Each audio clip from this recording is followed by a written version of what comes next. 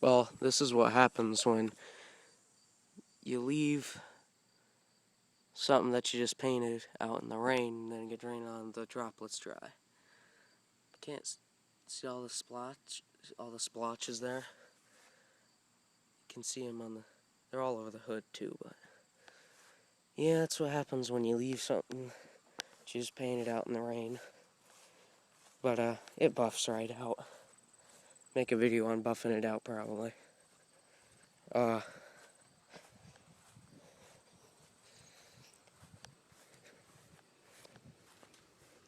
You think I would learn, 'cause happened to the fenders also. You can kind of see it's faded since I painted them, but all the stuff is painted now except for the tractor. Yeah, you'd think I'd learn, but I didn't. It'll just buff out though.